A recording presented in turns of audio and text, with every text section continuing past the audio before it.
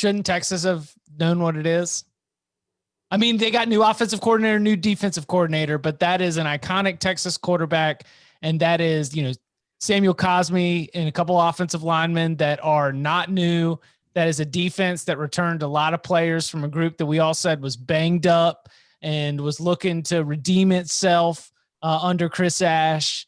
Like that game against TCU played out in a vacuum to where, of course TCU is going to beat Texas, right? Like if I tell you before the season, even if we're in a normal season, you're like, all right, so Texas is going to have a top 10 team, but when they play TCU, they're going to get lured into this penalty fest and everybody's going to start making mistakes. And the mistakes are going to be almost infectious. And then Max Duggan is going to ball. He is going to overcome a 3-name heart syndrome that has to do with the electricity that comes from your heart. And he's going to identify it. And he's going to come back into this and he's going to have rushing touchdowns. He's going to play out of his mind and TCU is going to win. And I would be like, yeah, well, they've won 5 out of 6, 6 out of 8. We said it all week on CBS Sports HQ. What's the big picture look like for Texas here? Looks like Texas. Honestly, I mean, it looks like cold. It does. I mean, were you shocked at all by this, Barton? Were you surprised at all? Oh, I was shocked. I would have picked TCU for my money line pick if the line wasn't so big. Yeah. And the line was huge. I was like, what am I missing here? Like, why? You were waiting for some COVID results to come out of somewhere. Double-digit favorites here. Didn't make any sense. And Chip, you mentioned it, like the penalties in this game. What's gotten into Big 12 refs? Because there were 26 penalties in this game. The Iowa State Oklahoma game had 18 penalties. The Baylor West Virginia game had 24 penalties. Are Big 12 refs getting paid by the flag? Because they are just chucking them like crazy this year. Or is it the Big 12? Because maybe who are you to blame the refs for this nonsense? Yeah, I don't know, man. Those poor guys are just there trying to do a job. Like Baylor, West Virginia was pretty gross. Like Texas Tech, Kansas State was okay. The not all of the penalties that I saw in Texas-TCU, like I can't say that I jumped off my couch and was like, was it the Leo Once Upon a Time in Hollywood meme? Where I'm just like calling it out. Like I wasn't quite on that level with all of them, but yeah, there were some dumb penalties all throughout that game. Yeah, that was just a cluster something of a football game. It was fun, but like it was fun in that watching a peewee hockey game at intermission of an NHL game kind of way, where everybody was just kind of falling down and you were laughing and thinking how cute everybody was. But I mean.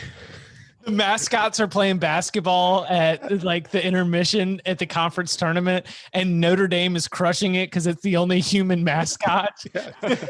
Like the craziest part of that game is like if you look at Sam Ehlinger's stat line, like he only completed 17 of his 36 passes, but it didn't seem like he played all that poorly during the game. It's like I saw the stat line after. I was like, no, there's no way he didn't even complete half his passes because he had the 4 touchdowns. He only had the 1 interception, but he only had 236 yards.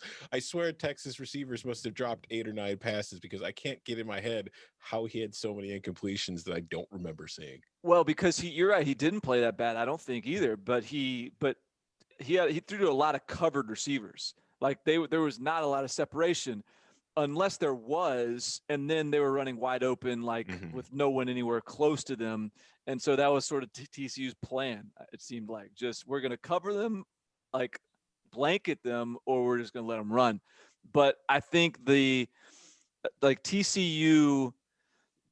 Sam Ehlinger is still an iconic Texas quarterback. Obviously. And Sam Ehlinger may have, like, he gets another year if he wants it. So we could have another year of 2022. What was it? No, 2021. He didn't sound like somebody after the game today who's interested in coming back for another year. Oh, with that Texas deserves better. The university deserves better. He was, I mean, obviously who wouldn't be in a mood, but he was in a mood after the game today. He was like, he was very much in a Samuel L. Jackson, I'm tired of this, you know what kind of mood with the game.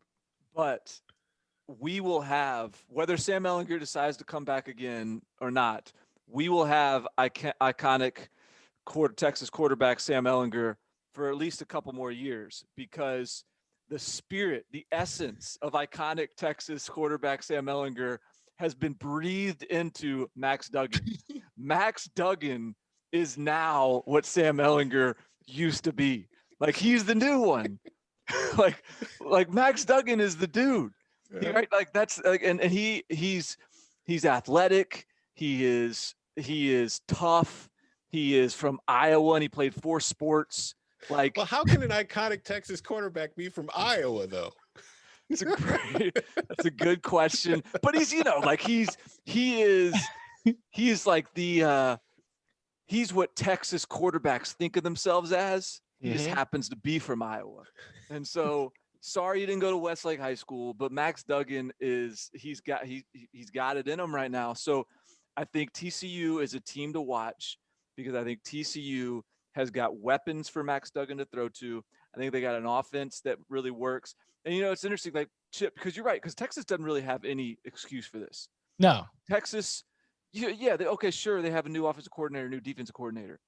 But the reason that they have a new offensive coordinator and a new defensive coordinator is because they fired their last offensive coordinator and defensive coordinator. Like, those guys didn't leave Texas hanging. Like, Texas made a decision to move on. And both of those guys, like, were not like idiots. Like, they weren't terrible at their job.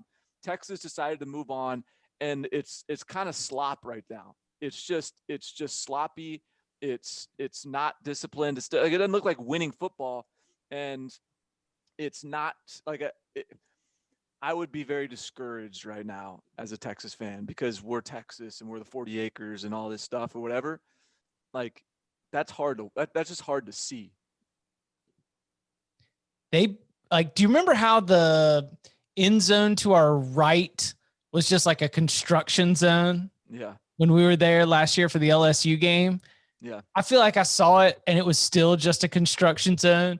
Like, I was watching the end of that game again, because let's reiterate, TCU beat Texas in Austin, in the building that they're pouring millions of dollars into to bring it up to be in this state-of-the-art thing. Like, what if you were somebody who cut one of those big checks, like with a capital B, big checks, and you're watching this total slop? Like, I picked Texas based on that personnel perspective. Like, Oklahoma's going to have a whole bunch of turnover.